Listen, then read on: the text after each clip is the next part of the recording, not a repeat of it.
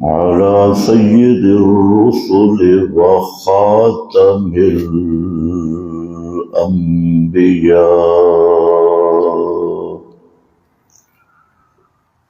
أما بعد فأعوذ بالله من الشيطان الرجيم.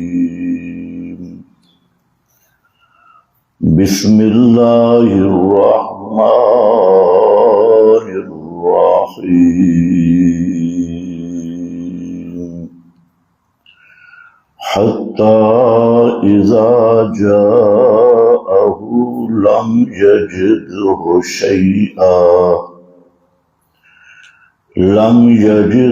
شيئا ووجد الله عنده ووفاه حسابا والله سريع الحساب. سبحان ربك رب العزة عما يصفون وسلام على المرسلين والحمد لله رب العالمين. انتہائی قابل قدر بزرگوں اور بھائیوں، آج اسلامی مہینوں کے لحاظ سے ربیع الاول کے مہینہ کی 12 تاریخ ہے اور جمعہ کا دن بھی ہے، تو 12 ربیع الاول کے متعلق بعض اہل بدعت نے ایک خاص بدعت کو جنم دیا، ایجاد کی، اور اس بدعت کا نام رکھا عید میلاد النبی. آپ میں جو پرانے لوگ ہیں وہ سمجھتے ہیں کہ یہ جو 12 ربیع الاول ہے یہ لوگوں میں معروف تھا 12 وفات. 12 وفات پرانے لوگوں کو ابھی بھی یاد ہوگا، اور عرفان شریعت ایک رسالہ ہے احمد رضا خان کا، اس میں بھی اس نے لکھا 12 وفات. اور اکثر لوگ سمجھتے ہیں کہ یہ 12 وفات والا مہینہ ہے، لیکن ایک مخصوص طبقہ نہیں. یہاں پر عید میلاد النبی کے عنوان پر ایک نئی عید تراشی اور اس عید کو سب عیدوں سے اہمیت دی.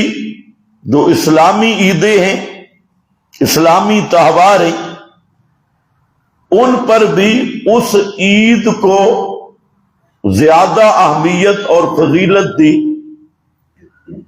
اور پھر اس سے بڑھ کر کہ جو لوگ اتباع رسول صلی اللہ علیہ وسلم میں اور محبت رسول میں اس بدعت کا رد کرتی ہیں یا ان کی اس بدعت میں شامل نہیں ہوتے، تو ان پر گستاخ رسول کا فتویٰ، ابلیس ہونے کا فتویٰ، کفر کا فتویٰ کہ سوائے اب ابلیس کے سب تو خوشیاں منا رہے ہیں، دین میں ایک بدعت ایجاد کی، چاہیے تو یہ تھا کہ خود اس بدعت کو ترک کرتے، دلائل اور براہین کو سن کر قبول کرتے، لیکن چال یہ رکھی کہ جو اس عید میں شامل نہ ہو وہ گستاخ رسول ہے، وہ پیغمبر کریم صلی اللہ علیہ وسلم کا دشمن ہے معاذ اللہ، اور وہ ابلیس ہے اور شیطان ہے۔ تو یہ ایک فتویٰ بازی بھی شروع کی، حالانکہ ان کے سب علماء اس سے پہلے یہ تسلیم کرتے آئے کہ یہ عید میلاد تو اب ایجاد ہوئی، اس کی اصل کیا تھی؟ محفل میلاد۔ ابتدا محفل میلاد سے شروع ہوئی، اور کس نے شروع کی؟ وہ آپ سنتے رہتے ہیں، اربلی بادشاہ مظفر، اس نے شروع کی، اور عراق موصل شہر میں شروع کی، اور 604 ہجری میں شروع کی۔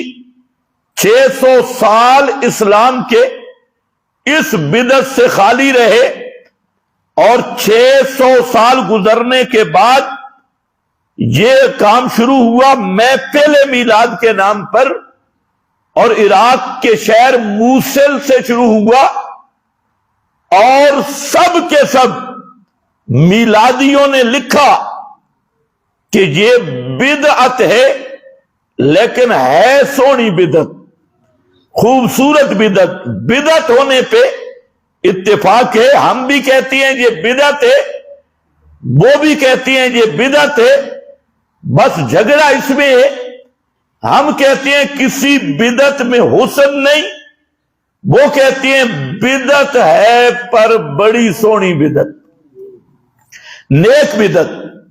اس پر میں نے الفرقان میں جو کلپ شائع ہوا اس پہ اہل بدعت کی سب کتابوں کے حوالے دے دیے، تو ادھر جانے کی ہمیں ضرورت نہیں کہ ان کے بڑے بڑے اکابر، جن میں صرف چند کے نام میں ذکر کرتا ہوں، عبد السمیع رام پوری، کتاب کا نام انوار فاتحہ، اور یہ بدعات کو ثابت کرنے کے لیے سب سے پہلی کتاب ہے ہندوستان میں جو باقاعدہ مستقل کتاب بدعات کو تقویت دینے کے لیے لکھی گئی، اور اس کی تصدیق اور تقریر احمد رضا خان نے بھی کی۔ اس کے علاوہ بڑے بڑے اس طبقہ کے علماء نے اس کتاب کی تصدیق کی جو شروع میں موجود ہے، اور انہوں نے ساتھ لکھا کہ یہ جو محفل میلاد ہے پیغمبر کریم کے زمانے میں، صحابہ کرام کے زمانے میں، تابعین کے زمانے میں، یہ تینوں زمانے جن کے متعلق امام کائنات نے فرمایا خیر القرون کرنی ثم الذین یلونہم ثم الذین یلونہم، فرمایا سب زمانوں سے بہترین زمانہ میرا ہے، ثم الذین یلونہم، پھر ان لوگوں کا زمانہ جو میرے زمانے والوں کے ساتھ بعد میں ہوں گے، اور پھر ان لوگوں کا زمانہ جو ان کے بعد میں ہوں گے۔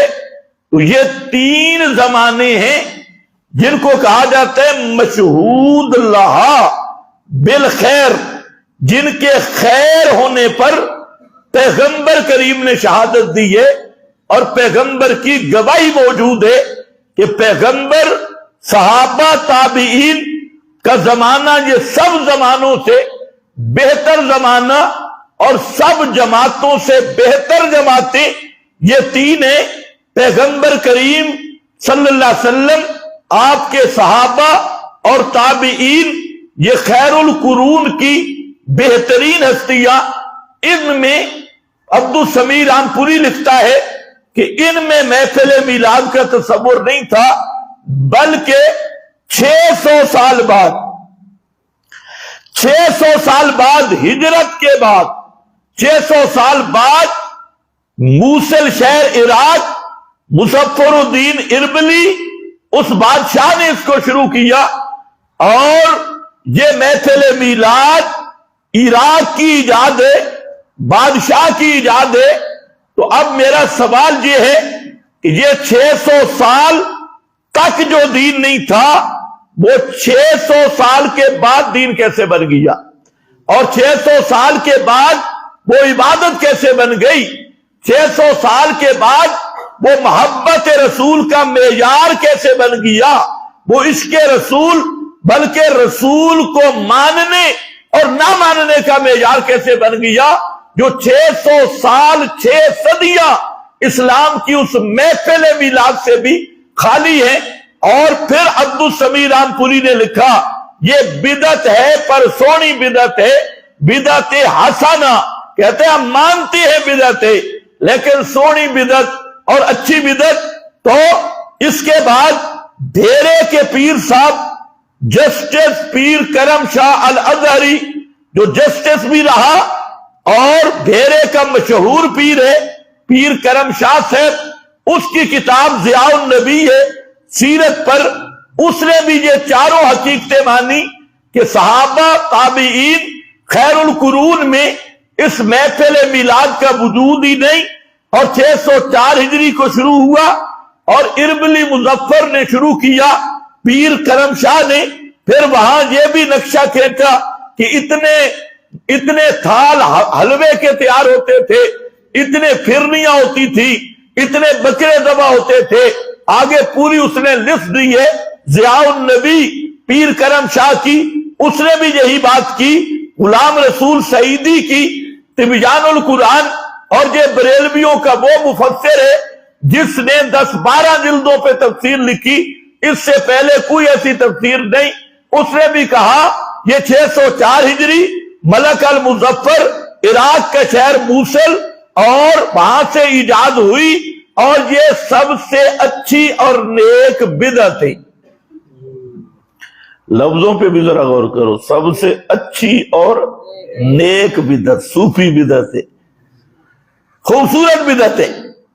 اسی طرح ان کے بڑے بڑے اکابر نے مانا، پھر ہم نے جب زور دیا کہ ایک طرف تمہارے مولوی ہے اور وہ کہتی ہے یہ بدعت تو ہے پر سونی بدعت، تو پھر کم از کم 2 باتیں مان لو کہ اپنے آپ کو اہل سنت نہ کہلواؤ، بلکہ کہو اہل بدعت الحسنہ، اہل البدعت الحسنہ، سونے بدعتی، سونے بدعتی۔ جب سارے کام تمہارے بدعت حسنہ پہ مبنی ہے، سنت پہ نہیں، تو پھر انصاف کا تقاضا ہے، پھر سنی کہلوانے کا حق نہیں، سونا بدعتی کھاؤ، انصاف کا تقاضا یہ ہے ایک۔ اور دوسرا ہم نے کہا ذرا پیغمبر کریم اور پیغمبر کے صحابہ سے فیصلہ کرواتی ہیں، کیونکہ اللہ کے قرآن نے فیصلہ دیا اذا تنازعتم فی شیء فردوہ الی اللہ والرسول، فرمایا لوگوں اگر تمہارا کسی معاملہ میں جھگڑا پڑ جائے تو جھگڑے کی صورت میں ردوہ الی اللہ، اللہ کی کتاب سے فیصلہ لینا ہے، محمد الرسول اللہ صلی اللہ علیہ وسلم کے فرمان سے فیصلہ لینا ہے، کسی مولوی پیر کتابڑی نہیں۔ اب آ میرا بھائی، جھگڑے کی بنیاد کیا ہے، نزاع کیا ہے؟ میں کہتا ہوں کوئی بدعت حسنہ نہیں ہوتی، تو کہتا ہے کچھ بدعتیں اچھی ہوتی ہیں اور یہ بھی بدعت حسنہ ہے۔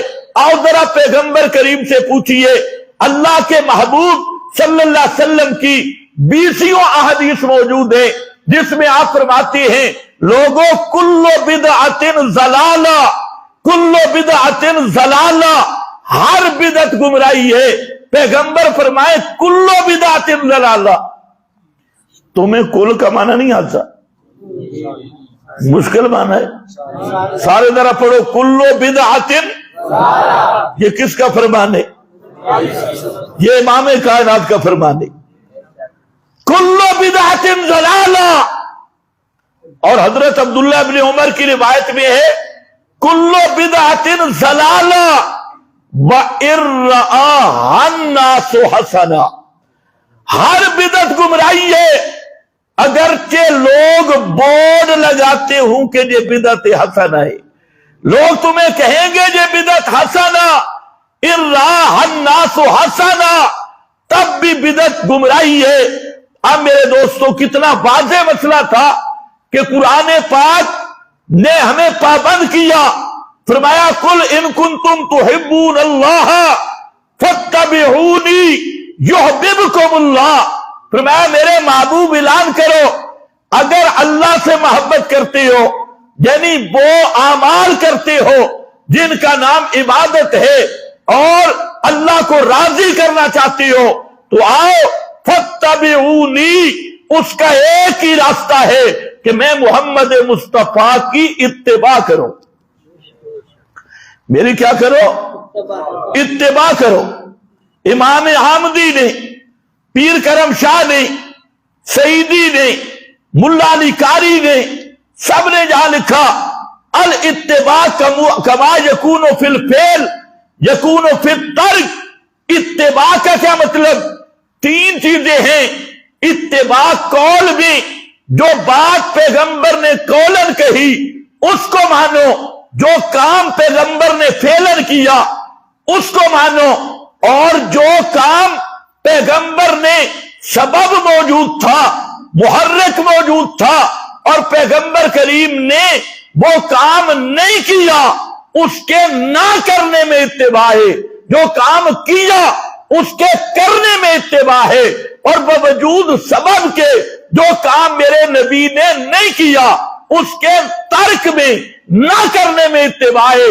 اب قرآن تو کہتا ہے پیغمبر کی بات ماننی ہے، پیغمبر کا اسوہ حسنہ اس کے پیچھے چلنا ہے، پیغمبر کی اتباع کرنی ہے، اور پیغمبر کریم کا عمل، پیغمبر کریم کی زندگی میں 63 مرتبہ 12 ربیع الاول گزرا، پیارے پیغمبر نے کسی ایک سال بھی 12 ربیع الاول کو عید قرار نہیں دیا، یہ جشن نہیں منایا، یہ پیغمبر کی زندگی ہے، اور پیغمبر کا فرمان کیا ہے؟ فرمایا کل بدعت ضلالہ، ہر بدعت ضلالت ہے، وَكُلُّ ضَلَالَةٍ فِي النَّارِ، اور ہر ضلالت جہنم میں لے جانے والی۔ فیصلہ تو ہو گیا، جھگڑا لوگ نہیں سمجھتے، جھگڑا ذکر رسول نہیں، پیغمبر کی شان یہ باب النزاع نہیں۔ اگر شان کا مسئلہ ہے تو خدا کی قسم کسی حلوے خور ملا کو تیار کر اور آئے میرے ساتھ، میں اسے بتاؤں، وہ بھی پیغمبر کی عظمت پہ تقریر کرے، میں بھی کرتا ہوں، پھر دیکھتے ہیں نبی کی شان کون صحیح بیان کرتا ہے۔ ہماری صرف ایک شرط ہوگی، جھوٹ نہیں بولنا، جھوٹ پہ پابندی ہوگی، سچ بولنا ہے، کتاب اللہ سے پیش کرنا ہے، پیغمبر کی سچی حدیث سے پیش کرنا ہے، جھوٹے کذاب راویوں کی، شیعہ رافضی راویوں کی روایتیں نہیں، صاف صاف سچے لوگوں کی روایات، پیغمبر کا فرمان، رب کا فرمان، پھر پتہ چل جائے گا۔ مولوی کے اگر دانے 10 منٹ میں ختم نہ ہو گئے تو پھر تمہیں گلہ کرنا، ان مشرک اور بدعتی کو کیا پتا شان رسول کا، انہیں کیا پتا عظمت رسول کا۔ اگر انہیں پیغمبر کی شان معلوم ہوتی تو کبھی دین اپنی طرف سے نہ بناتے، اگر ان کے دل میں پیغمبر کی عظمت ہوتی اتباع اختیار کرتے اور بدعات کا راستہ اختیار نہ کرتے۔ اس لیے کوئی بدعتی وہ میرے نبی کو پہچانتا ہی نہیں، بدعتی اگر پیغمبر کو پہچانتا تو وہ بدعتی بن سکتا ہی نہیں۔ بدعتی تب بنتا ہے کہ اس نے رسول کو پہچانا ہی نہیں۔ توجہ ہے؟ وقت بڑا کم ہے اور باتیں میں نے بکھری ہوئی بہت ساری کرنی ہے، توجہ کرو۔ جب یہ رگڑا لگا کلو بدعت ضلالہ اور پھر پیغمبر کی وصیت دیکھو. صحابی کہتے ہیں ارباز اللہ کے پیغمبر نے ہمیں نماز پڑھائی اور نماز کے بعد آپ نے ہمیں درس دیا، واز کیا، اور ایسا لگتا تھا آپ کے انداز سے جیسے کوئی الوداعی واز ہو، آخری تقریر ہو، اور اس میں اللہ کے محبوب صلی اللہ علیہ وسلم نے ہمیں کچھ وصیتیں کی اور ہم نے عرض بھی کی اوصینا، اللہ کے محبوب ہمیں وصیت فرماؤ. آپ نے اوصیکم سے شروع کیا، فرمایا میری وصیت یہ ہے. اور ذرا خیال کرنا پیغمبر کی وصیت یہ ہے. پہلی بات اپنے امیر کی اطاعت کرنا. ان کان عبدن حبشیہ، اگرچہ تمہارا امیر حبشی غلام ہو اور ناک اس کا کشمش کی طرح ہو، تب بھی اس کی اطاعت کرنا. اس سے السمع والطاعہ، اپنے امیر کی اطاعت سے نہ نکلنا. اس پہ آپ بھی ذرا غور کر لیں. مرکز اور امیر کے ساتھ ربط، یہ تحفظ ایمان کے لیے ضروری ہے. اب کتنے ساتھی ہیں جب وہ اس مرکز سے دور ہو جاتی ہے اور اپنی مرضی کرتے ہیں تو چند دنوں کے بعد وہ گمراہ ہو جاتی ہے. کوئی کدھر گیا، کوئی کدھر گیا، فضولیات میں پڑ گیا. یہ کوئی معمولی مسئلہ نہیں. اپنے مرکز سے قائم رہو، مرکز سے ربط رکھو. ایمان بچانا ہے. اگر کوئی اشکال ہو، کوئی سوال ہو، تو میں نے بارہا کہا یہاں تو ہم سوال پہ خوش ہوتے ہیں. آپ سب کو ہم اجازت دیتے ہیں اور دی ہوئی ہے. جس ساتھی کو کوئی اعتراض ہو، کوئی سوال ہو، وہ کھل کے ہمارے سامنے رکھے تاکہ حجت واضح ہو، دلیل واضح ہو. اور چھوٹی چھوٹی باتوں پہ ناراض ہو کے کوئی ادھر جائے کوئی ادھر جائے تو بھائی ہم نے معصوم ہونے کا دعویٰ تو نہیں کیا، ہم بھی تو مولوی ہیں، ہمارے اندر کوئی کمزوری نہیں ہوگی.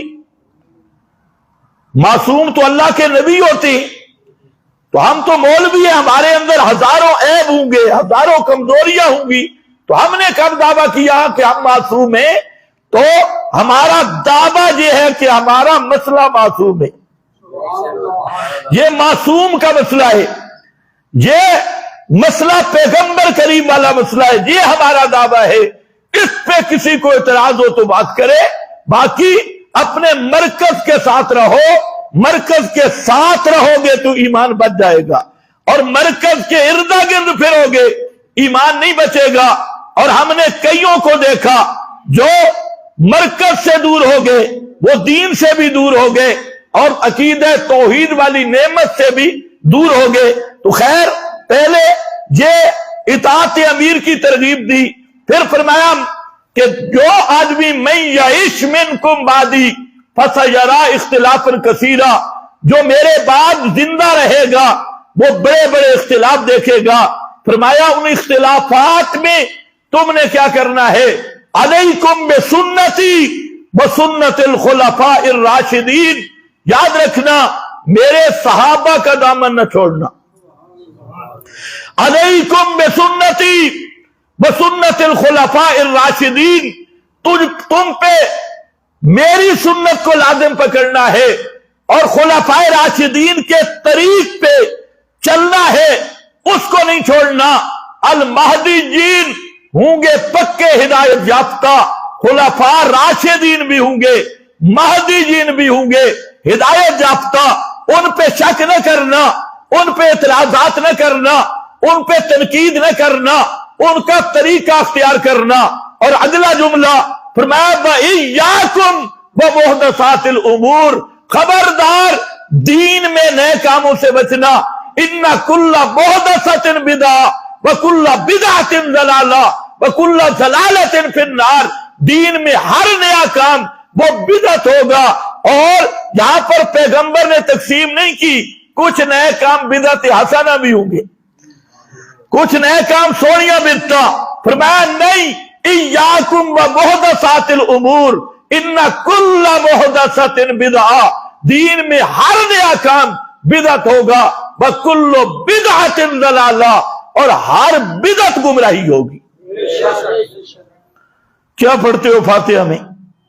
صراط الذین انعمت علیہم، آگے غیر المغضوب علیہم پڑھو، ضالین کے راستے سے بچانا، مغضوب علیہم کے راستے سے بچانا۔ تو یہ ضالین کون ہے؟ کل بدعت ضلالہ، ہر بدعت گمراہی ہے۔ اس لیے ہر نماز میں پڑھتے ہیں اللہ مغضوب لوگ، مغضوب وہ ہیں جو جان بوجھ کے حق کے دشمن بن گئے اور انہوں نے حق کا راستہ چھوڑ دیا، اور ضالین وہ ہیں جو مغالطے میں مارے گئے، جو مغالطے میں مارے گئے، غلط فہمیوں میں مارے گئے، شبہات میں مارے گئے، وہ الضالین ہے۔ انہیں شبہ پڑ گئے، شبہات کو دور نہیں کیا، مغالطات میں تباہ ہوئے، برباد ہوئے، اور ان مغالطوں میں پڑ کے جنت سے محروم ہو گئے، جہنم کے مستحق بن گئے۔ تو وہی ہے الضالین، کل بدعت ضلالہ، ہر بدعت گمراہی ہے۔ یہ ہے ابو داؤد کی حدیث۔ پھر حضرت عبداللہ ابن عباس کہ حضرت نبی پاک کے صحابی، ایک آدمی کہتا ہے جی ابن عباس کو اوصینی، یہ نبی کی وصیت ہے اور یہ صحابی کی وصیت ہے ابن عباس کی، کہتے اوصینی، مجھے وصیت فرماؤ۔ فرمایا علیک بتقوی اللہ، سب سے پہلی بات ہے اللہ سے ڈرنا، اللہ کا خوف دل میں پیدا کرنا، اللہ کا ڈر تیرے دل میں آ جائے۔ اور دوسری چیز ہے اتبع ولا تبتدع، اللہ کے محبوب کی اتباع کرنا، بدعت نہ کرنا۔ اتبع ولا تبتدع، اتباع کرنا اور بدعت نہ کرنا۔ یہ حضرت نبی پاک کے صحابی اور آپ کے چچا زاد بھائی ابن عباس کی وصیت، اسی طرح عمر بن عبدالعزیز، ابن مسعود، سارے صحابہ کی وصیت ہے۔ تو جب یہ پہلو آیا، وہ کہتے ہیں جی بدعت حسنہ، ہم کہتے ہیں بدعت میں حسن ہے ہی نہیں۔ پنجابی جملہ جے حسن آئے ہی اسے عمل چے جڑا سونے نال ٹچ ہو کے آئے۔ حسن دا مرکز محمد مصطفیٰ، کہ جس عمل دا تعلق محمد الرسول اللہ کی سنت سے نہیں، اس کا ربط ہی حسن سے نہیں، اس میں حسن آئے گا کیسے؟ حسن کا ربط اور کنیکشن ہی کٹ گیا۔ حسن کا ربط اور کنیکشن تب تک جڑا رہے گا جب تک میرے نبی کا عمل ہوگا، پیغمبر کی تصدیق ہوگی۔ جب پیغمبر کی تصدیق ہی نہیں، اتے سونے دی سونی مہر ہی نہیں کہ تیرا عمل سونا بن کے نہیں سکتا ہے۔ اتنی موٹی بات سمجھ نہیں آتی۔ اب انہوں نے پیترا بدلا، انہوں نے شروع کر دیا اور جی ہم بھی دلیل رکھتی ہیں۔ کل تک جب اتنی کہا بدعت حسنہ، آج کے رینٹ کے خطیب عوام کو دھوکہ دینے کے لیے انہوں نے کہا ہم بھی دلیل دیتی ہیں، جی پیش کرو۔ اب ایک نئے محقق کی دلیلیں سنو۔ کہتے ہیں دلیل یہ ہے، پاکستان میں 14 اگست منایا جاتا ہے، سعودی عرب والے اپنی آزادی کا جشن مناتی ہیں، پاکستان والے اپنی آزادی کا جشن مناتی ہیں، تم جشن مناؤ تو کوئی حرج نہیں، ہم جشن منائے تو ہم بدعتی ہو گئے۔ آگے عوام کہتی ہے سبحان اللہ، یہ 14 اگست والیاں جھڑیاں تو سارا چاہیے ہوئی ہیں، تم 14 اگست مناؤ، سعودی عرب والے منائیں، اپنی آزادی تو جائز بن گیا، اور ہم جشن منائیں تو بدعت ہو گیا۔ میں نے کہا ہاں ہاں، یہ بھی تیرا دماغی خرابی ہے۔ جشن آزادی منانے والا جشن آزادی کو دین نہیں سمجھتا۔ کیا دین سمجھتے ہو؟ 14 اگست کو دین نہیں سمجھتا، تو بھی کے میلاد کو دین نہیں سمجھتا۔ 14 اگست کو ہم دین نہیں سمجھتے۔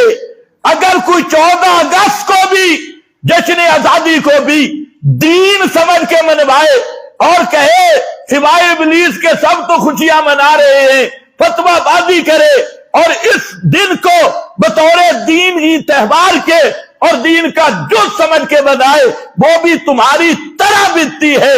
اگر کوئی سعودی عرب والا اپنی آزادی کا جشن دین سمجھ کے مناتا ہے، وہ بھی بیتتی ہے، تو ہمارا عرض یہ ہے کہ تمہارا معاوضہ کیا ہے؟ تم مناتے ہو، ہم کہتے ہیں ہم تو جشن عید یا جشن آزادی نہ ہم اس کو دین سمجھتے ہیں نہ اس پہ عمل کرتی ہے۔ بے شک تم سمجھتے ہو دین؟ یہ دلیل ہے۔ تم مناتے ہو جی، بھائی ہم نہیں مناتے جی، جو مناتی ہیں اگر ان میں کوئی دین سمجھتے ہے پکا بیتتی ہے۔ پھر دوسری دلیلیں دیکھو کہ تم سعودی عرب والے وہ کعبے کو غسل دیتی، یہ لاہور کی دلیلیں، کعبہ کو غسل دیتی، تو کعبہ کو غسل دینا یہ جائز ہے اور عید میلاد النبی منانا جائز نہیں؟ دلیل دیکھیں، کعبہ کو غسل دینا جائز، عید میلاد النبی منانا جائز نہیں۔ میں نے کہا بھائی جی کعبہ کا غسل پیغمبر سے ثابت ہے، فتح مکہ ہوا تو پیغمبر کریم نے، صحابہ احرام میں تھے تو پیغمبر کریم نے کعبہ کو غسل دلوایا، اور تو نے تو قرآن پڑھا کبھی نہیں، طاہرا بیتی، یہ طہارت ظاہری بھی ہے، طہارت مانوی بھی ہے، نظافت ظاہری بھی، نظافت باطنی بھی۔ اللہ نے حضرت ابراہیم کو یہی حکم دیا تھا، یہی اس امت کو حکم ہے کہ میرے کعبہ کو صاف بھی رکھو، کعبہ کو پاک بھی رکھو، ظاہر سے بھی پاک ہو، اندر سے بھی پاک ہو۔ اور پھر پیغمبر کریم نے غسل دلوایا، صحابہ نے دیا۔ ملا جی تیرا مطالعہ حلوے تک ہے یا چاول تک، دلیل میں پیش کروں گا۔ پیغمبر کے صحابہ نے غسل دیا کعبہ کو، اور پیغمبر کے سامنے غسل دیا ہے۔ اور دلیل آ رہی، دلیل نمبر 3 کہتا ہے قرآن میں اما بنعمت ربک فحدث، اما بنعمت ربک فحدث، کہ میرے محبوب اللہ کی نعمت کو بیان کر، توجہ ہے، اللہ کی نعمت کو بیان کر، اللہ کی نعمتوں کو بیان کر، تو معلوم ہوتا ہے ولادت بھی نعمت ہے۔ اللہ کی نعمتوں کو بیان کر، ولادت بھی نعمت ہے، لہذا جشن منا۔ دلیل دے ذرا تیور بھی دیکھو، مانا کیا؟ نعمتیں بیان کر تو عید میلاد دا جشن منا، یہ 7 ٹکڑا ملایا۔ جیسے میں نے کہا پیغمبر کریم نے نعمت کو بیان کیا، جشن نہیں منایا، تہوار نہیں بڑھایا، تو اگر اما بنعمت ربک فحدث، اس کا یہ معنی ہے کہ 12 ربیع الاول کو عید مناؤ، جلوس نکالو، جھنڈیاں لاؤ، لیٹن کرو، اور دین میں ایک عید کا اضافہ کر دو، تو جس پیغمبر پہ یہ آیت اتری اس پیغمبر نے اس آیت پہ عمل کیوں نہیں کیا؟ پیغمبر کریم نے قرآن زیادہ سمجھا یا حلوے خور ملا نے؟ یہ آیت آئی نبی پہ، اگر اس آیت کا یہی معنی ہے کہ 12 ربیع الاول کی عید مناؤ، تو پھر کم از کم پیغمبر کی 23 سالہ نبوت کا دور تو کتنی عیدیں منائی ہوتی؟ 23 عیدیں، 23 عیدیں 12 ربیع الاول کی۔ لیکن دنیا کا کوئی ملا نہیں ثابت کر سکتا کہ پیغمبر کریم نے ایک دن بھی 12 ربیع الاول کی عید قرار دیا ہو۔ حتیٰ کہ اگلی بات سنو ملا جی، اگر اس آیت کا یہ معنی ہے اما بنعمت ربک فحدث، جشن عید میلاد مناؤ، اگر یہ معنی ہے تو میرا سوال ہے دنیا کے میلادیوں سے سارے مل جاؤ، والا بجتمعوا، لاہور سے کراچی تک، کراچی سے پشاور تک، سارے میٹنگ کر لو اور مجھے بتاؤ، صرف ایک صحیح صریح حدیث مجھے بتا دو کہ پیغمبر کریم نے اپنی ولادت کی تاریخ امت کو بتائی ہو۔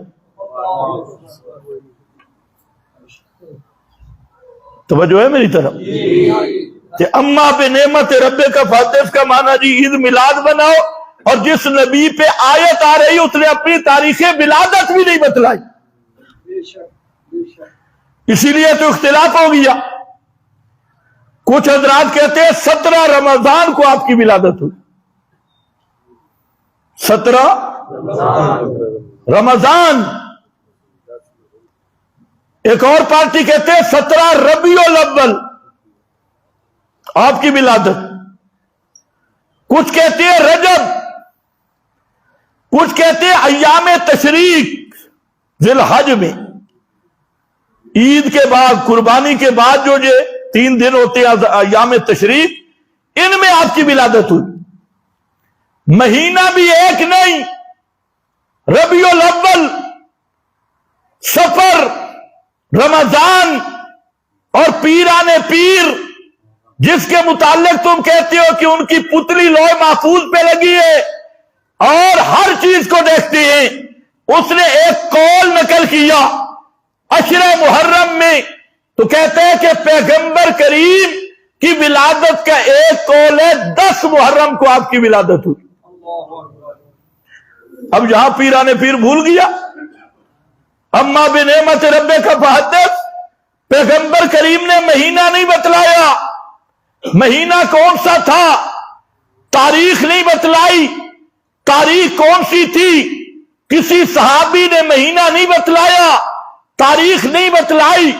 تو اگر کچھ بھی دماغ حاضر ہو تو عقل مند یہ فیصلہ کر سکتا ہے، اگر اما بنعمت رب کا فحدث کا یہ معنی ہوتا کہ پیغمبر کریم کی برسی مناؤ اور ولادت پہ عید مناؤ، تو پیغمبر کریم وہ تاریخ کیوں نہیں بتلاتے، وہ مہینہ کیوں نہیں بتلاتے، مہینہ کی تاریخ کیوں نہیں بتلاتے؟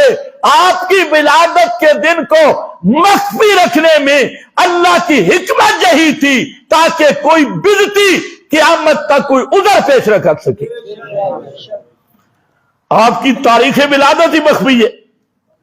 یہ تمہارے مولوی 12، 9، 8، 2 ربیع الاول، 8 ربیع الاول، 9 ربیع الاول، جس ملا نے سب سے پہلے میلاد کی محفل ثابت کرنے کے لیے رسالہ لکھا ابن دیہ، اس نے آپ کی ولادت 8 ربیع الاول لکھی۔ 8، 9، 2، 17، 12، 11، یہ تو ربیع الاول کی تاریخوں میں اختلاف ہے۔ تو ساری کائنات کے میلادی مل جائے اور صرف ایک حدیث دکھا دیں کہ پیارے رسول صلی اللہ علیہ وسلم نے اپنی ولادت کی تاریخ یا مہینہ امت کو بتلایا۔ اما بنعمت رب کا فحدث۔ اور میں پوچھتا ہوں تیسرا نمبر کہ پیغمبر کریم صلی اللہ علیہ وسلم کو نبوت ملنا نعمت ہے یا نہیں ہے؟ قرآن کا اترنا نعمت ہے یا نہیں ہے؟ معجزات کا آنا نعمت ہے یا نہیں ہے؟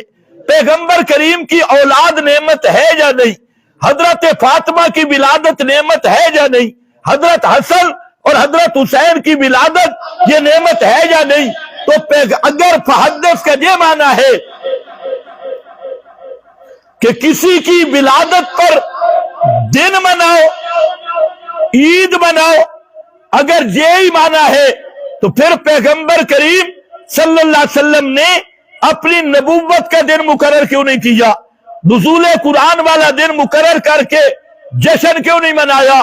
حضرت حسن حضرت حسین کی ولادت کے دن مقرر کر کے ہر سال جشن کیوں نہیں منایا؟ حضرت فاطمہ رقیہ زینب اپنی اولاد کی ولادت کے دن منا کے دن مقرر کر کے سالانہ برسیاں کیوں نہیں منائی؟ حضرت قاسم طیب ان کے طاہر اپنے بیٹوں کے ولادت کے دن مقرر کر کے سالانہ جشن کیوں نہیں منایا؟ ملا جی یہ اما بنعمت رب کا فحدث یہ آیت تو سمجھا ہے یا میرے نبی نے سمجھی ہے؟ یہ دلیل آ رہی ہے۔ اور آگیا جی فَبِذَلِكَ فَلْيَفْرَحُوا، فَبِذَلِكَ فَلْيَفْرَحُوا، سورہ یونس۔ میں نے کہا ملا جی درمیان سے لیا، تو اپنے آپ کو مسلمان کہتا ہے، اور یہ عادت یہودیوں کی ہے۔ افتؤمنون ببعض الکتاب وتکفرون ببعض، کچھ لے لیا کچھ چھوڑ دیا، میٹھا میٹھا ہپ ہپ کڑوا کڑوا تھو تھو، آدھی بات لینا، یہ مسلمانوں کا طریقہ نہیں ہے۔ یہ کس کا طریقہ ہے؟ لاؤڈ سپیکر نہیں، خیر ہے تم بولتے رہو، پیچھے آواز آ رہی ہے۔ ہاں، یہ یہودی کیا کرتے تھے، تورات کی ایتوں پہ ہاتھ رکھ دیتے اور آگے بھی پڑھتے پیچھے بھی پڑھتے اور اصل بات نہیں پڑھتے تھے۔ یہی حال حلوے خوروں کا ہے۔ میں نے کہا پوری آیت سنا، یہ سارے دکھ دور نہ ہو جائیں، شروع سے پڑھ۔ آیت شروع ہو رہی ہے، یا ایھا الناس قد جاءتکم موعظۃ من ربکم وشفاء لما فی الصدور وہدی ورحمۃ للمؤمنین۔ یہ کیا چیز ہے؟ قد جاءتکم موعظۃ من ربکم، کیا ہے؟ قرآن، اللہ کی طرف سے واعظ آیا، شفا آیا، دلوں کی بیماریوں کے لیے شفا آ گئی، اور ہدا آ گئی کہ رحمت آ گئی للمؤمنین۔ وہ کیا چیز ہے؟ وہ قرآن ہے۔ فَبِذَالِكَ فَلْيَفْرَحُوا، فَبِذَالِكَ فَلْيَفْرَحُوا۔ ایک مولوی کہہ رہا تھا بھنگڑے ڈالنا قرآن سے ثابت، ناچ ڈانس قرآن سے ثابت۔ بیک فرح کا معنی مفردات امام راغب اٹھا لے، امام راغب کی کتاب مفردات فرماتی ہیں یہ جو فرح ہے کس کو کہتے ہیں؟ لذت القلب، دل کی لذت کو فرح کہتی ہے۔ فرح کا معنی ناچنا نہیں ہے، ڈانسے کرنا نہیں ہے، جلوس نکالنا نہیں ہے، گلیاں سجانا نہیں ہے، اور گھوتے ریڑیاں سجانا نہیں ہے، بلکہ فرح کا معنی لذت القلب، دل کا لذت محسوس کرنا اور دل کا مطمئن ہو جانا، دل کا مطمئن ہو جانا، اطمینان قلب، یہ فرح ہے۔ اور یہی معنی نعیم الدین مراد آبادی نے اپنے پہلے حاشیے پہ کیا، خزائن العرفان، اس کنز الایمان کا پہلا حاشیہ احمد رضا خان کے ترجمے پر پہلا مفسر بریلوی نعیم الدین مراد آبادی وہ لکھتا ہے فرح کا معنی ہے دل میں لذت اٹھانا اور دل میں کسی چیز سے مزہ حاصل کرنا، اس کا نام کیا ہے؟ لذت، اور یہی اطمینان ہے۔ اب ذرا مان اگر بارہ ہو، اللہ فرماتے ہیں میرا قرآن آ گیا، یہ میرا باز بھی ہے، یہ میری طرف سے شفا بھی ہے، اور یہ ہدا بھی ہے، یہ ماننے والوں کے لیے رحمت بھی ہے۔ تو اب فَبِذَالِكَ فَلْيَفْرَحُوا، اور ایمان والو اسی قرآن پہ مطمئن ہو جاؤ۔ قرآن کے ہوتے ہوئے کسی کتابڑی کی طلب تمہارے دل میں نہ ہو، کسی روایت کی طلب تمہارے دل میں نہ ہو، کسی بابے کی گپ شپ کی طلب تمہارے دل میں نہ ہو۔ اگر یوں نہ آئے تو دوسرا مقام دیکھ لے، الا بذکر اللہ تطمئن القلوب، الا بذکر اللہ، بے کتاب اللہ۔ ذکر اللہ سے مراد کربوگی ذکر نہیں، کربوگے والا ذکر نہیں، بے ذکر اللہ انا نحن نزلنا الذکر ھذا ذکر مبارک انزلناہ۔ اللہ کا سب سے بڑا ذکر قرآن ہے، فرمایا یہ ذکر جس سے دل مطمئن ہوتے ہیں۔ ذرا میرا نہیں بنتا نہ بن، اپنا تو بن۔ نعیم الدین مراد آبادی لکھتا ہے کہ اس فضل سے مراد قرآن ہے، رحمت سے مراد اسلام ہے، یا فضل سے مراد قرآن ہے، رحمت سے مراد پیغمبر کا فرمان ہے۔ اور حضرت مجاہد تابی اور امام راضی، روح المعانی، بیضابی اور سب البحر المحیط، سب مفسرین لکھتے ہیں کہ بفضل اللہ، بے کتاب اللہ برحمت ہی، رحمت سے مراد آیت میں کیا ہے؟ ان جعلکم من آلہ، اللہ نے قرآن بھی دیا اور ہمیں قرآن ماننے کی توفیق بھی دے دی۔ یہ اللہ کا فضل اور رحمت ہے۔ ملا نے کہاں سے کہا جی بھنگڑے ڈالو، ڈھول بجاؤ، ناچو۔ میں نے کہا اگر ناچنا ہے تو پہلے جشن قرآن تو منانا ظالمہ۔ اور دلیل ہے یہ میرے پاس، کہاں سے؟ کہتے بڑی پرانی دلیل ہے عیسائیوں سے، زبردست دلیل، آج تو ساری دلیلیں آ رہی۔ کہتے حضرت عیسیٰ نے کہا والسلام علیہ یوم ولدت ویوم اموت ویوم ابعث حیا۔ اسی لیے عیسائی کرسمس ڈے مناتے ہیں، اور اگر عیسائی کرسمس ڈے منائیں تو ہم ڈسمس کیوں نہ کریں؟ ہم کیوں نہ کرسمس ڈے منائیں؟ تو ہم اپنے نبی کا منائیں گے۔ میں نے کہا یہی بدعتیوں کی عادتوں سے میرے نبی نے روکا تھا۔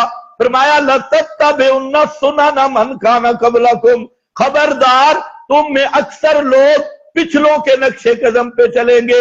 صحابہ نے پوچھا اجل جہود والنصارى، آپ نے فرمایا مانوہم۔ صحابہ نے پوچھا وہ یہودی نصرانی، آپ نے فرمایا اور کون ہو سکتے ہیں؟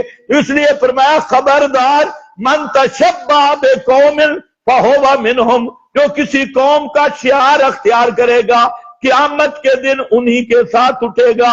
میرے ساتھ میں نے شعار اپنایا ہے پیغمبر کے صحابہ کا، تو نے شعار اپنایا ہے امریکہ والے رومیوں عیسائیوں کا۔ تو انگریز کے نقش قدم پہ ہے، میں نبی کے صحابہ کے نقش قدم پہ ہے۔ قیامت کے دن تو انگریزوں کے ساتھ کھڑا ہوگا اور میں ابو بکر صدیق کی جماعت میں کھڑا ہوں گا۔ پسند اپنی اپنی ہے۔ کہتے ہیں عیسائی مناتے ہیں، میں نے کہا عیسائی منا رہے تھے، یہ عیسائیاں دی ریس کرنی ہو گیا کہ صحابہ کریں نا، یہ عیسائیاں دی ریس جائز ہوگی۔ تابعین امام ابو حنیفہ، شافعی، مالک، احمد بن حنبل، بخاری، مسلم، ابو داؤد، ترمذی، ابن ماجہ، نسائی، یہ ائمہ کرتے۔ ائمہ تو باب قائم کر کے روک گئے کہ خبردار یہود و نصارہ کی مشابہت اختیار نہیں کرنی۔ اللہ کے محبوب نے تو جیسے یہود و نصارہ چلتے ہیں اس چلنے سے بھی منع کیا، جیسے کھاتے ہیں اس طرح کھانے سے بھی منع کیا، جیسے بیٹھتے ہیں فرمایا اس طرح بیٹھنا بھی نہیں ہے، ان کی عبادت کے مقام پہ عبادت سے بھی منع کر دیا۔ پیغمبر نے تو ایک ملت بیضاء تعمیر کی اور اپنی امت کے خصائص پہ مبنی ایک جماعت تیار کی ہے جو خاص کنتم خیر امت اخرجت للناس۔ اور ظالمہ حلوے کے چکر میں تو انگریزوں کی کرسی پہ جا بیٹھا۔ دلیل نمبر 5 بلکہ 6، اور یہی آیت بھی دیکھو، اگر اس آیت سے جشن ولادت ثابت ہوتا ہے نا والسلام علیہ یوم ولدت، پھر آگے بھی ذرا پڑھ یوم اموتو یوم اموتو و یوم ابعث حیا۔ دو باتیں کروں گا بڑی مختصر۔ اگر ولدتو سے جشن میلاد ثابت ہوتا ہے تو اموتو سے جشن وفات بھی ثابت ہوگا، کیونکہ ادھر بھی سلام ادھر بھی۔ تو پہلے آیت مانتے صحیح نہ، پیغمبر کی 3 حالتیں رب نے ذکر کی کہ سلامتی اس دن جب میں پیدا ہوا، 1 اموتو، 2 مروں گا اور موت کے بعد میت رہوں گا، پھر قیامت کے دن اللہ مجھے زندہ کرے گا۔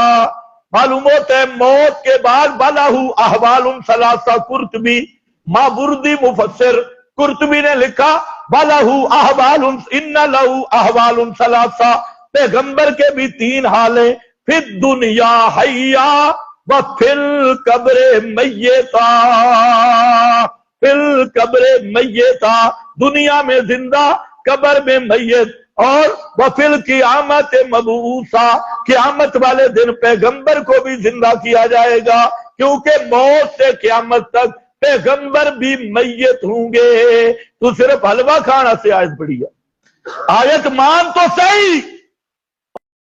اور دلیل اچھا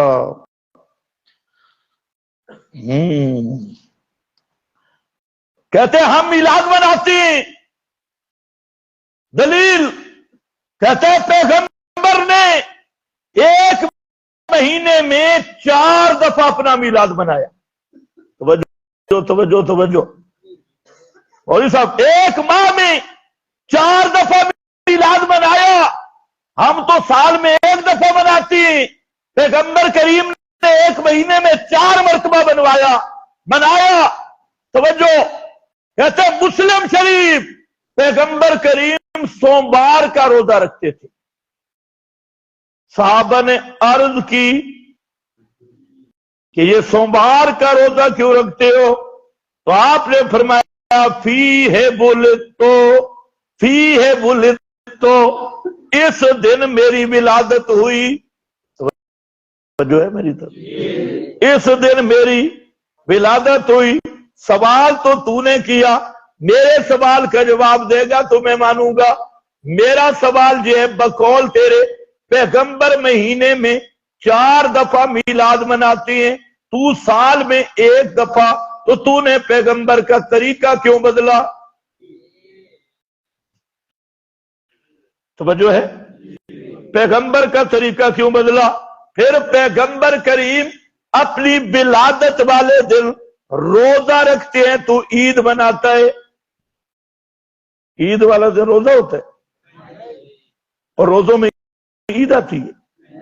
تو یہی جو دلیل ملا تو پیش کر رہا ہے، اس نے تو تیری عید کے پرخچے اڑا دیے۔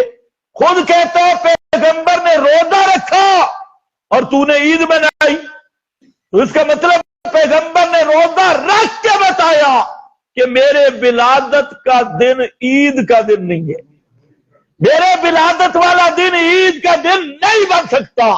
ایک پھر آدھی حدیث پیش کرتا ہے نا پوری کا۔ صرف اتنی بات نہیں، آپ نے فرمایا وفیہ انزلہ، اور اسی سوموار والے دن مجھ پہ قرآن کا نزول شروع ہوا، قرآن کا آنا۔ پھر جشن نزول قرآن کا جلوس کیوں نہیں نکالتا؟ وہاں پر بھی ایک عید بنا۔ پھر پیغمبر کریم نے یہاں مختصر حدیث اس کی اثر وجہ دوسری حدیث میں بیان کی، فرمایا میں روزہ اس لیے رکھتا ہوں، سوموار کو بھی، اور صرف سوموار کو نہیں، جمعرات کو بھی روزہ رکھتا ہوں۔ کیوں؟ تاکہ ہر بندے کے اعمال اللہ کے دربار میں پیش ہوتے ہیں۔ کس کے؟ جی، اعمال کس کے دربار میں پیش ہوتے ہیں؟ اللہ کے دربار میں پیش ہوتے ہیں، اور میں چاہتا ہوں جب میرا عمل رب کے دربار میں پیش ہو تو میں روزے دار ہوں، روزے والا عمل میرے رب کے دربار میں جائے۔ پھر پیغمبر نے روزہ رکھا، صحابہ سے نہیں رکھوایا، اور صحابہ نے بھی نہیں رکھا، صحابہ سے روزہ رکھوایا ہی نہیں، اس لیے یہ روزہ مسنون بھی نہیں۔ خیال کرو تم میں بھی کوئی روزے دار تو نہیں بیٹھا 12 ربیع الاول والا؟ کئی مولویوں نے مسئلہ بیان کیا 12 ربیع الاول کو روزہ رکھو، اگر کسی کا ہے ابھی افطار کرے۔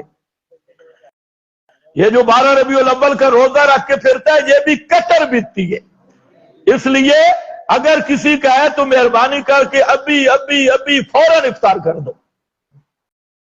توجہ ہے؟ آؤ آگے چلو۔ اچھا جی، آگے دلیل، وہ دلیل تو ملا تیرے خلاف چلی گئی۔ پھر جی دلیل نمبر 6، چھٹی دلیل آ گئی، اور بڑی دلیل ہے، توجہ ہے میری طرف۔ ہماری نیت نیک ہوتی ہے، ہماری نیت بڑی نیک ہے، ہماری نیت نیک ہے، ہم ذکر رسول ہی کرتے ہیں نا، نیت بڑی نیک ہے، کام بھی نیک ہے، نیت بھی نیک ہے، تو بدعت کیسے بن گیا؟ پیغمبر کا ذکر بدعت کیسے بن گیا؟ یہ ہے شیطان کا دھوکہ۔ پیغمبر کا ذکر بدعت کیسے بن گیا؟ نیت ہماری خیر کی ہے، کام بھی بڑا نیک ہے۔ میرا بھائی، پہلے 2 جواب دوں گا۔ پہلا جواب یہ ہے، اٹھا 11ویں شریف،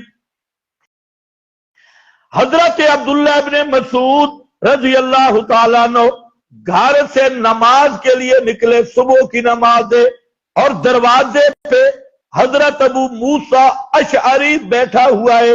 حضرت ابو موسیٰ اشعری نبی کا صحابی ہے، ابن مسعود کے دروازے کے پاس بیٹھا ہوا ہے۔ جب حضرت عبداللہ ابن مسعود باہر نکلے، حضرت ابو موسیٰ الاشعری انہوں نے سلام کیا. ابن مسعود نے کہا تجھے کیا ہوا؟ صبح کی نماز ہے اور اندھیرے میں جہاں بیٹھا ہے، کیا مسئلہ ہے؟ حضرت ابو موسیٰ اشعری کہتے ہیں میں نے ایک نیا کام دیکھا ہے، مجھے آرام نہیں آیا، میں تیرے پاس آیا ہوں مسئلہ پوچھنے کے لیے، کیونکہ عبداللہ ابن مسعود افقہ الناس، سارے لوگوں سے بڑے فقیہ تھے، پیغمبر کے صحابی تھے. اور حضرت عبداللہ ابن مسعود رضی اللہ تعالیٰ عنہ حضرت ابو موسیٰ کہتے ہیں میں تجھ سے مسئلہ پوچھنے کے لیے آیا، ایک نیا کام ہو گیا ہے. ذرا اندازہ کرو صحابہ کے تحفظ دین کا. حضرت عبداللہ ابن مسعود کہتے ہیں کیا نیا کام ہوا؟ کہتے ہیں آج میں نے ایک مسجد میں دیکھا چند صوفی اکٹھے تھے، چند لوگ اکٹھے تھے، ان میں ایک بیٹھا ہوا تھا اور وہ یہ کہہ رہا تھا 100 مرتبہ سبحان اللہ کہو، 100 مرتبہ اللہ اکبر کہو، 100 مرتبہ الحمدللہ کہو. اور وہ گن رہے تھے 100 مرتبہ اللہ اکبر کہلواتا، 100 مرتبہ الحمدللہ کہلواتا، 100 مرتبہ سبحان اللہ. ایمان سے بتاؤ یہ کام اللہ کا ذکر ہے یا نہیں؟ سبحان اللہ اللہ کا ذکر ہے یا نہیں؟ نہیں بولو گے تو لیٹ ہو جاؤ گے. الحمدللہ اللہ کا ذکر ہے یا نہیں؟ یہ اللہ کا ذکر ہے. اور کیا کہتے ہیں؟ اللہ تعالیٰ کا ذکر کر رہے ہیں 100 مرتبہ یہ کہلوا رہا ہے. یہ بات بتائی، گھڑی مجھے دے دو، یہ بات بتا دی اللہ اکبر سبحان اللہ الحمدللہ. یہ جب سنا حضرت ابو موسیٰ حضرت عبداللہ ابن مسعود نے فرمایا اب اگر یہ لوگ مسجد میں آ جائیں تو مجھے بتانا، اب فیصلہ ہو جائے گا. یہ جو کربوگے خربوزے سارے دربولے اکٹھے ہیں اور پوری امت کو بدعت پہ لگایا ہوا ہے. دعوت دی جا رہی ہے آج کیا ہوگی؟ شب نور. حالانکہ وہ شب نور نہیں ہوتی، وہ شب سور ہوتی ہے. وہ شب نور نہیں، وہ شب سور ہے. سارے بے ایمان باندر کٹھے ہیں، لیٹے بند ہیں، حضرت صاحب بیٹھے ہوئے ہیں اور ذکر کے حلقے لگے ہیں، نور کی بارش، شب وجدان، شب فلاں، اور وہاں پر ذکر اذکار اور کہلواتے ہم ہیں بھی پکے دیوبندی. اور ایسا بے ایمان ہے یہ خربوزی شیطان جب کوئی شاتی جاتا ہے شیخ القرآن کی تعریف کر دیتے ہیں، شاہ صاحب کی تعریف کرے گا. اب جب یہ جائیں گے تو بڑا نیک ہے، شیخ القرآن کی تعریف کی تھی، شاہ صاحب کی، بس وہ ان کو جال میں پھنسا دیتے ہیں. اور یہ سارے گئے ایمان سے بھی، عقیدے سے بھی، اور وہی جیسے بٹیرے اور فارمی مرغے وہ کڑ کڑ کرتے ہیں، اذانیں تو دے نہیں سکتے، تو یہ سارے کٹھے ہیں جی، سارا دین ہے، کٹھے ہو جاؤ، ذکر کے حلقے ہیں اور بڑا مزہ آ رہا ہے، وجدان ہے. اور اب یہ لوگ بیٹھے تھے، انہوں نے کوئی اس طرح حلقے بھی نہیں بنائے تھے. شروع ہو رہا تھا کام سبحان اللہ الحمدللہ، وہ کہتا کہو. عبداللہ ابن مسعود وہاں پہنچ گئے، سبحان اللہ، نبی کا صحابی پہنچا، ساتھ اور بھی تھے. ابن مسعود نے اپنی ٹوپی اتار دی اور فرمایا، پگڑی ٹوپی جو سر سے کپڑا اتارا اور فرمانے لگے مجھے پہچانتے ہو میں کون ہوں؟ پہچانو مجھے میں کون ہوں؟ میں صاحب الانزا، میں وہ آدمی ہوں کہ پیغمبر کریم صلی اللہ علیہ وسلم کے وضو کا سامان میں اٹھاتا تھا. پیغمبر کریم کے وضو والا سامان میں اکٹھا کرتا تھا. انزا کہتے ہیں سریا کو، اور لوہے کی سلاخ وہ پیغمبر کریم ساتھ رکھتے کیونکہ قضاء حاجت کے وقت چھینٹے وجود پہ نہ پڑے، زمین کو نرم کیا جاتا تھا اس انزا کے ساتھ. فرمایا وہ میرے ہاتھ میں ہے انزا، وہ میں پیغمبر کا وہ خادم ہوں، اور میں وہ ہوں کہ پیغمبر کریم کے ساتھ میرا وہ تعلق تھا. باہر والے سمجھتے تھے یہ اہل نبوت میں سے ہے اور پیغمبر کے گھر والوں میں سے ہے اور قریبی لوگوں میں سے ہے. اور فرمایا قد اتیتم ببدعہ، فرمایا افسوس ہے تم پر لوگوں، پیغمبر کریم کے ابھی کپڑے بھی پرانے نہیں ہوئے.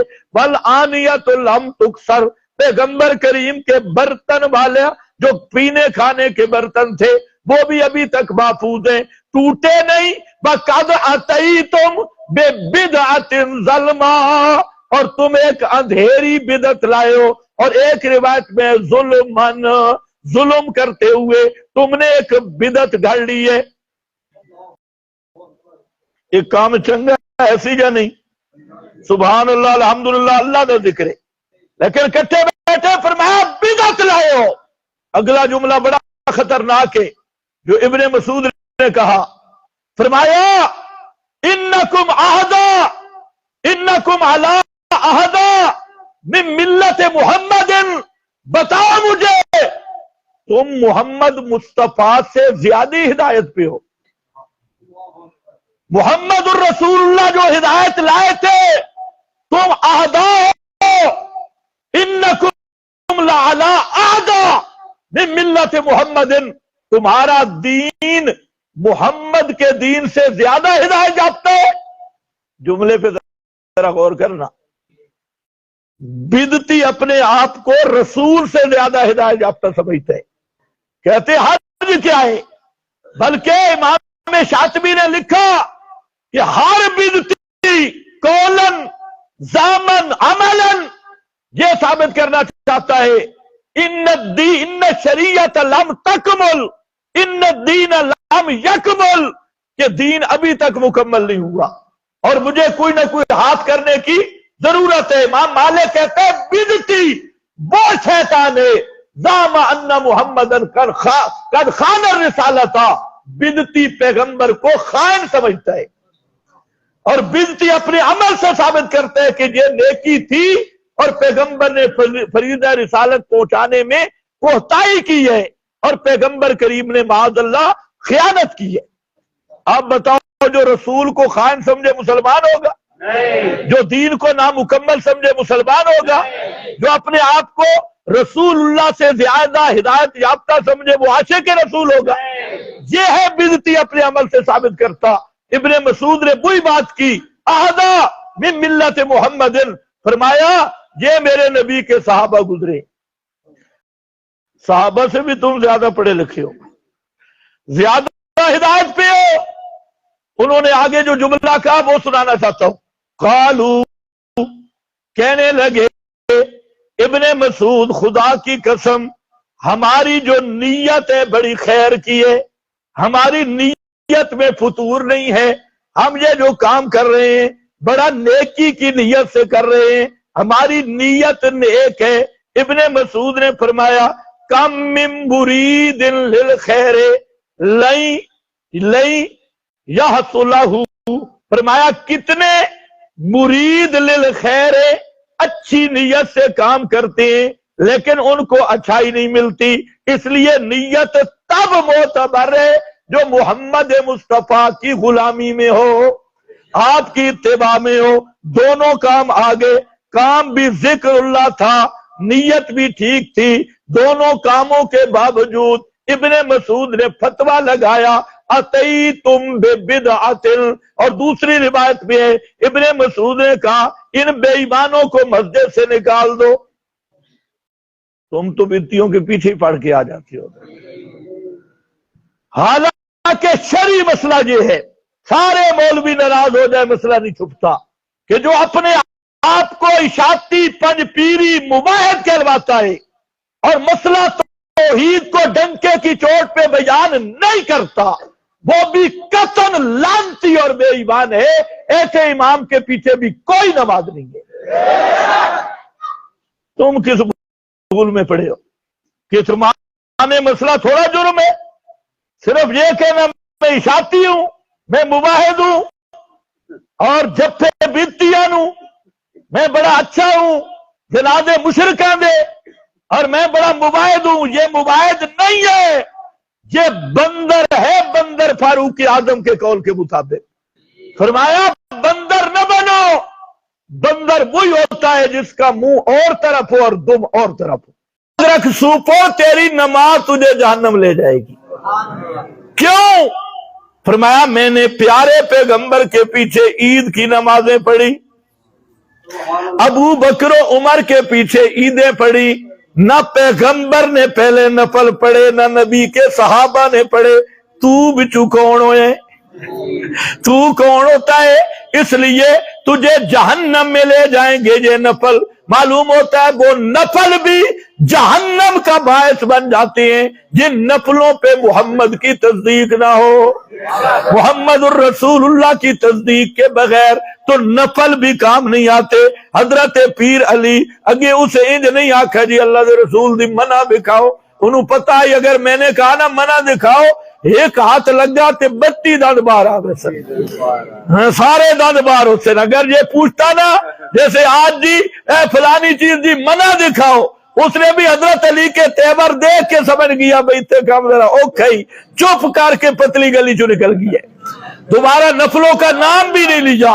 اس لیے میرا بھائی کام اچھا ہے نفل پڑھنے والا، لیکن اس مقام پہ ثابت نہیں ہے۔ اس بیچارے کی نیت بھی ٹھیک ہوگی، نیت پہ بھی ہم شک نہیں کرتے، نفل کام بھی اچھا ہے، تو نے یہی دھوکہ کھایا ہے بھی ذکر رسول، نیت بھی اچھی، بلکہ تیرے مولوی تو کہتے حلوہ بھی اچھا تے فیسیں بھی اچھی، تو اس لیے بدعت حسن آئے جو عوام ہے۔ تو دھوکے بنا آدرا دیکھ، پیغمبر کریم نے ایک صحابی کو ایک دعا سکھا دی اور فرمایا یہ دعا پڑھ لیا کر اور جنت میں سیدھا جائے گا، مر گیا تو سیدھا جنت میں جائے گا۔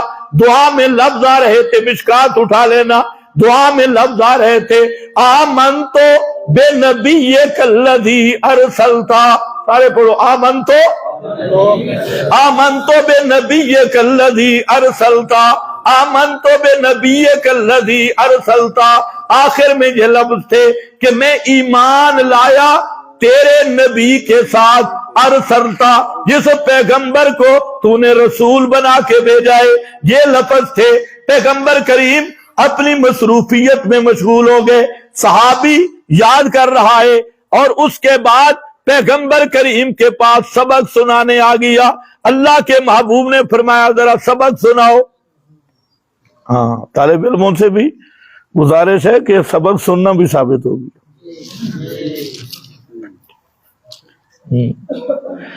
سبق سناتے ہوئے صحابی پڑھتا ہے آمنتو بے رسولک الذی ارسلتا۔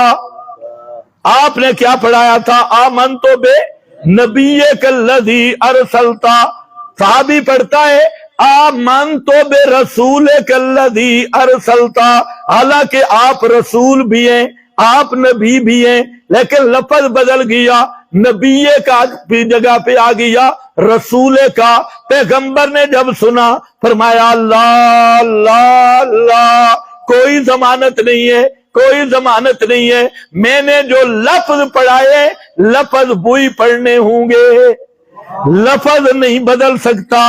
ادھر تو ایک لفظ بدل گیا، پیغمبر کی ضمانت اٹھ گئی، پیغمبر کی ذمہ داری اٹھ گئی، اور ظالمہ تو نے تو پوری شریعت بدل دی ہے، اور ساری شریعت کو تو نے بدلا ہے۔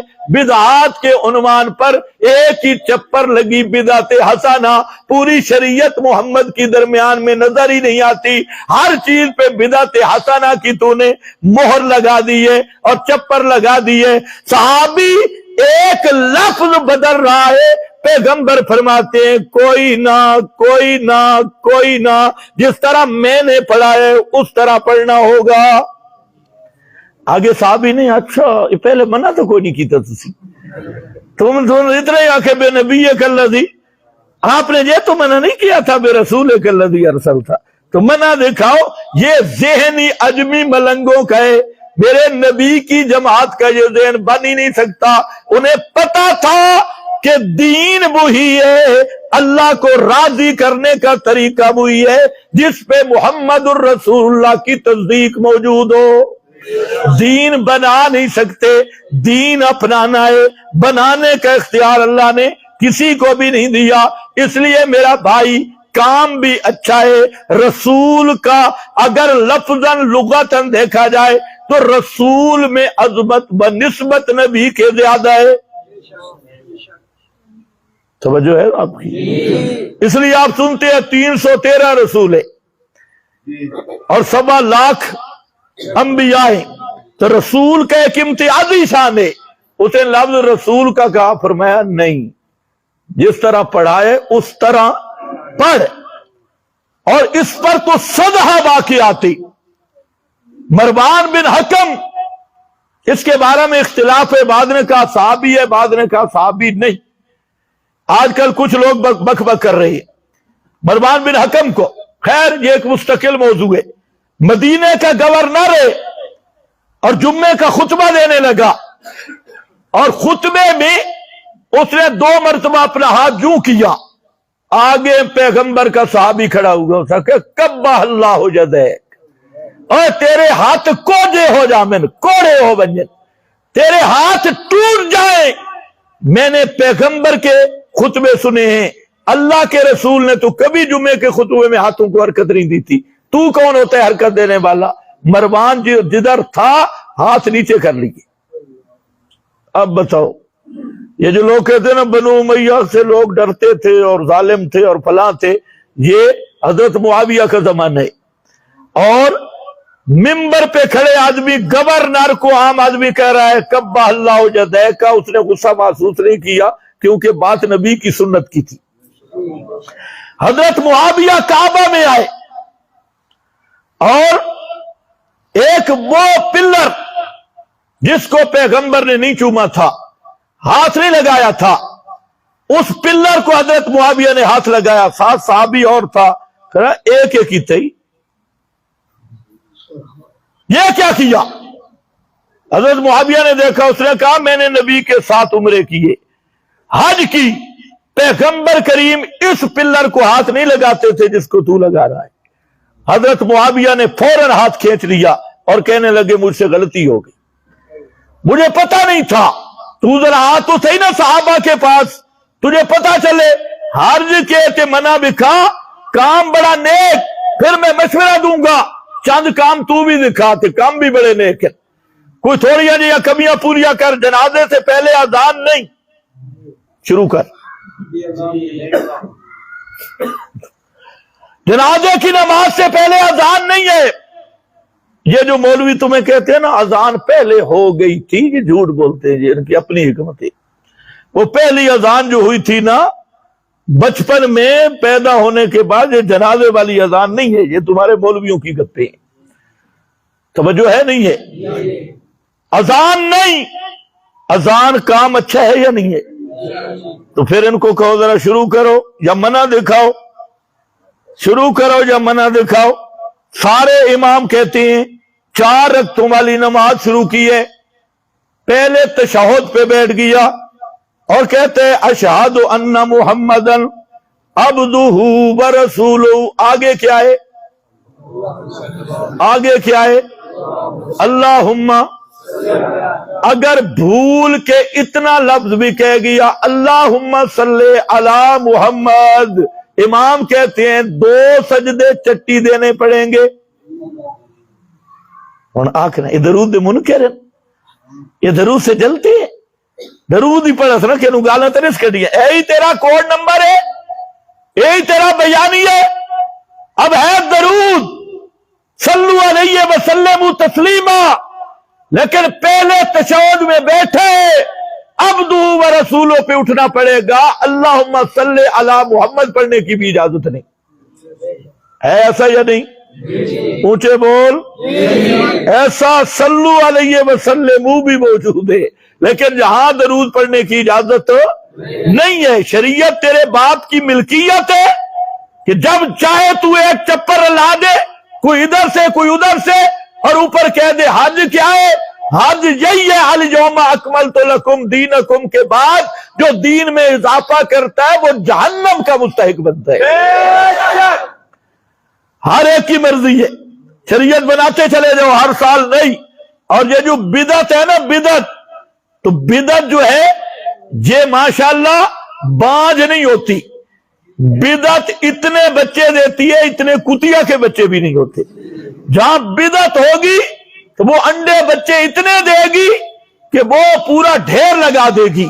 اب دیکھو جی کام اچھا کیا ہو رہا ہے، آج میلاد والی بدعت نے جو انڈے اور بچے دیے، اس کو ذرا دیکھ، آج نوجوان لڑکیاں وہ نیچے جا رہی ہیں، اوپر نوجوان لڑکے ان پہ پھول برسا رہے ہیں.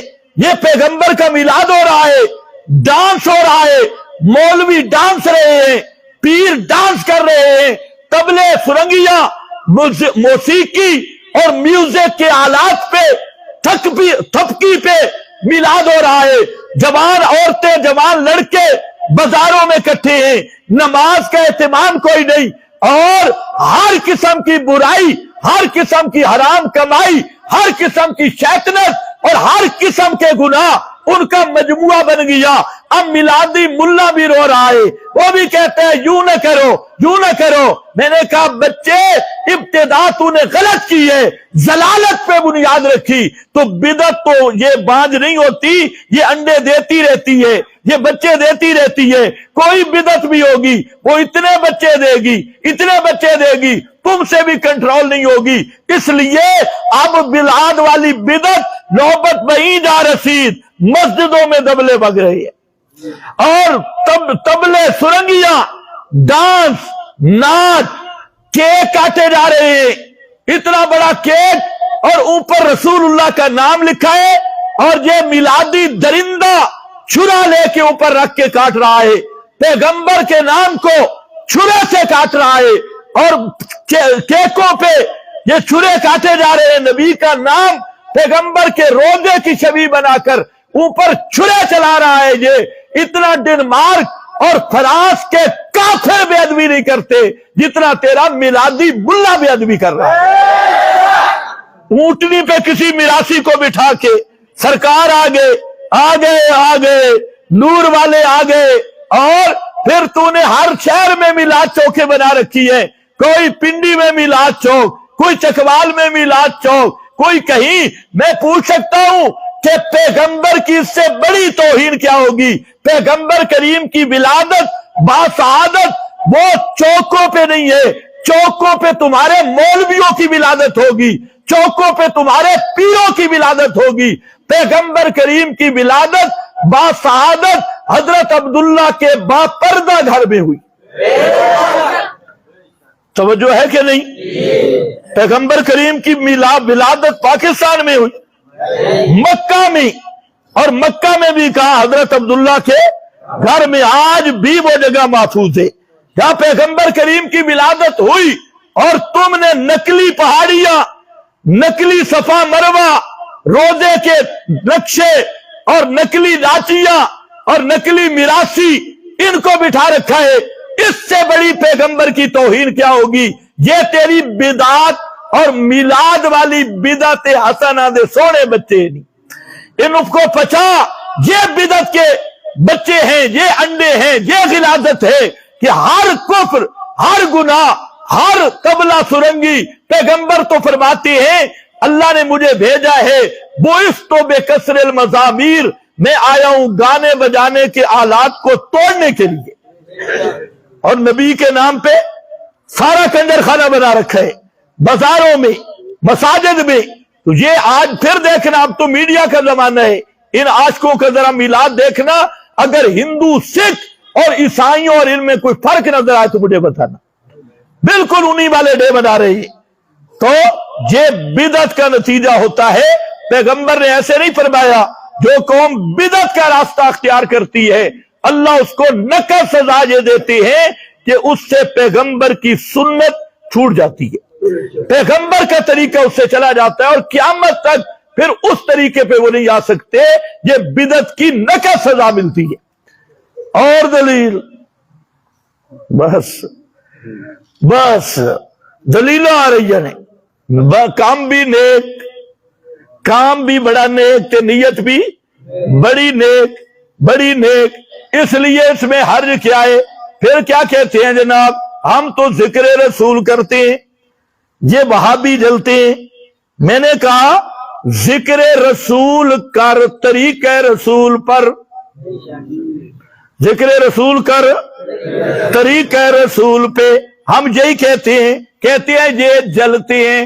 ہم جلتے ہیں تیری بدعت پر، ہم جلتے ہیں تیرے دین میں اضافے پر، ہم جلتے ہیں اس وقت جو تو رسول کو خائن سمجھتا ہے، ہمیں غصہ اس پہ آتا ہے کہ تو دین کو نامکمل سمجھتا ہے، ہمیں غصہ اس پہ آتا ہے کہ تو شریعت کا بانی بنا ہوا ہے اور اختیار شرک فی الحاکمیت، شرک تصرف میں تو ویسے ہی مبتلا ہے، شرک فی العلم میں بھی مبتلا، شرک فی الدعا کٹر اوپر نیچے سے ہے مشرک، اور پھر تو اپنے آپ کو یہ بھی اختیار دیتا ہے کہ میں جیسے چاہوں شریعت بناؤں، نہیں۔ اس لیے پیغمبر کریم ہر گناہگار کے لیے شفاعت کریں گے، زانی کے لیے، شرابی کے لیے، ہاں فرمایا شفاعتی لأہل الکبائر من امتی، میری امت کے بڑے بڑے گناہوں کے مرتکب ان کے لیے میں شفاعت کروں، زانی، چور، ڈاکو، شرابی۔ لیکن دو بدبخت ایسے ہیں، ایک مشرک ہے اور دوسرا بدعتی ہے۔ مشرک کے لیے آپ شفاعت نہیں کریں گے، مسلم بخاری کی حدیث ہے، فرمایا میری شفاعت ہوگی، لیکن کس کے لیے ہوگی؟ من لقی اللہ لا یشرک باللہ شیئا، اللہ کو اس حال میں ملا کہ اس کے نام اعمال میں شرک نہیں تھا، شرک نہیں تھا، میں اس کے لیے شفاعت کروں گا۔ اور دوسرا کون ہے؟ مشرک کی شفاعت نہیں ہوگی اور بدعتی کی بھی شفاعت، بلکہ الٹی شفاعت ہوگی بدعتی کے حق میں۔ بخاری مسلم کی حدیث ہے، 32 صحابہ راوی ہیں، کتنے؟ حدیث متواتر ہے، بعض لوگ جہالت کی وجہ سے انکار کر رہے ہیں۔ 32 صحابہ حدیث حوض کے راوی ہیں اور بالکل متواتر حدیث ہے۔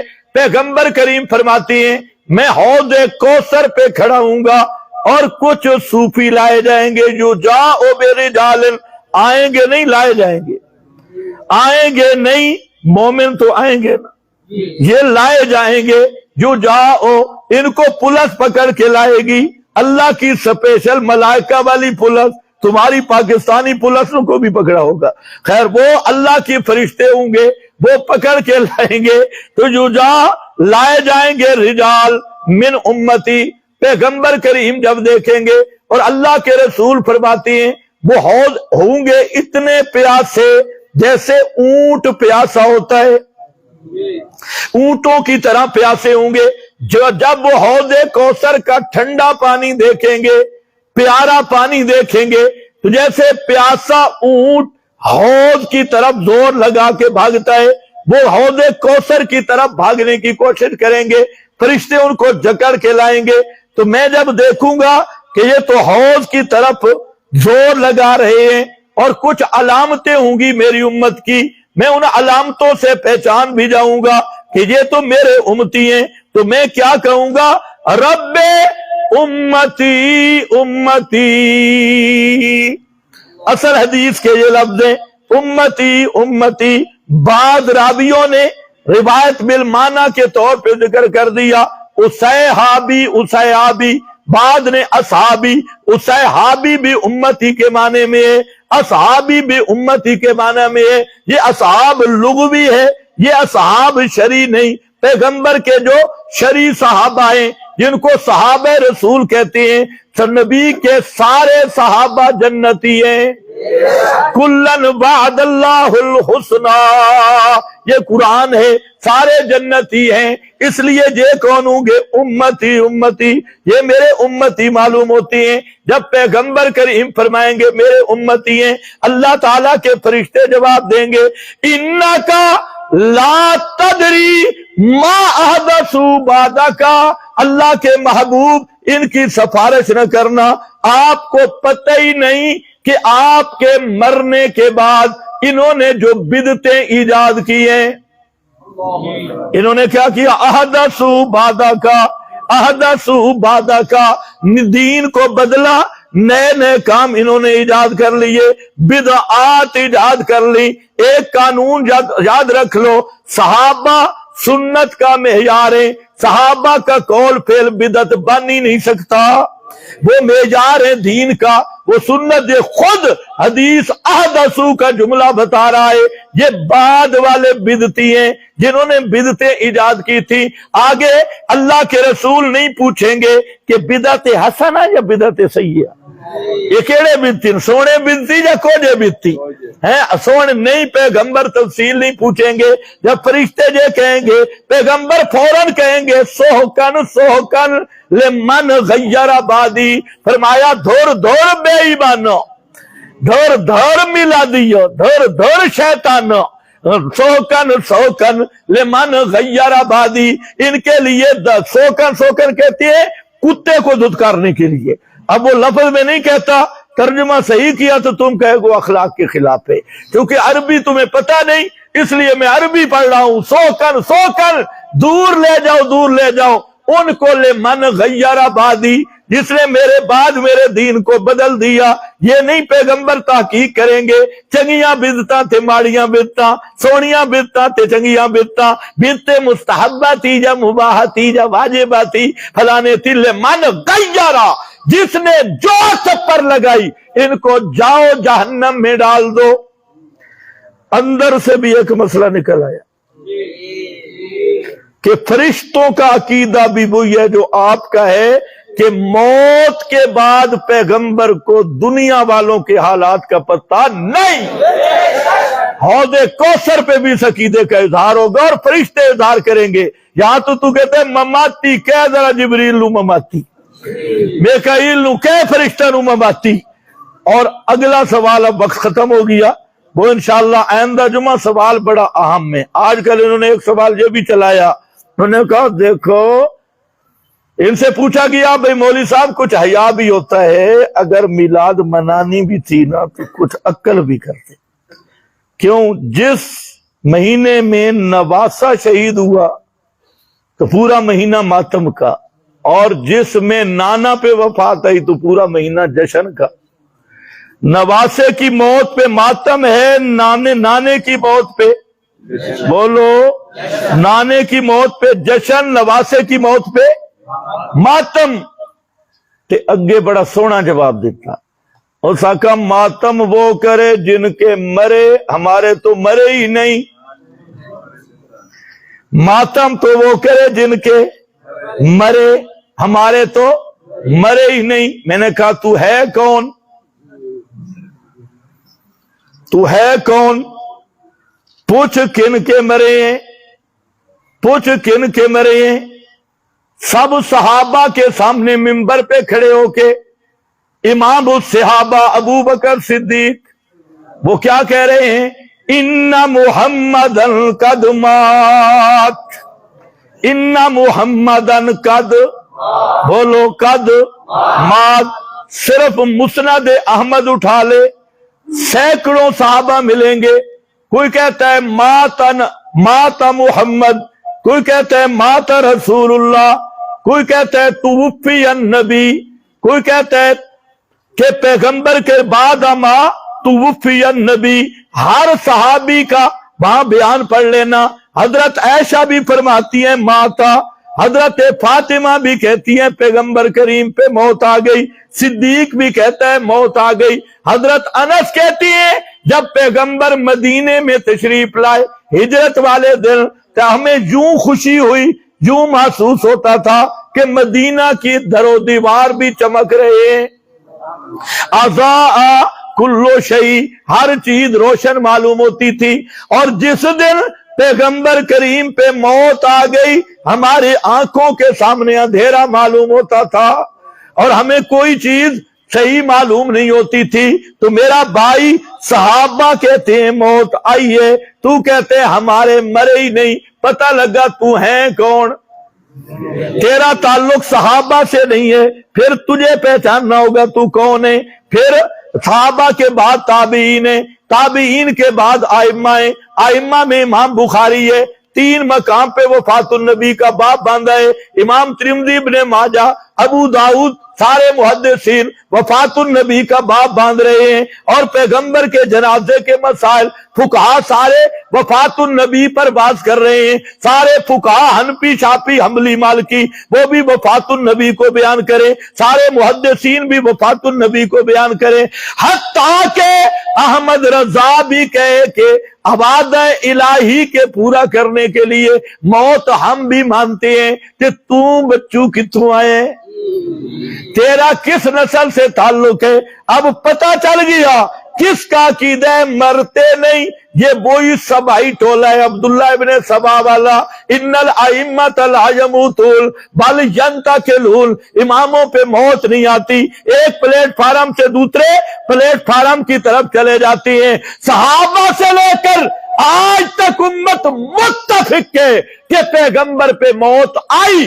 اب جو کہہ رہا ہے پیغمبر پہ موت آئی نہیں, یہ ہندوؤں سے بھی بڑا کافر ہے اور ابو جہل سے بھی بڑا کافر ہے. وآخر دعوانا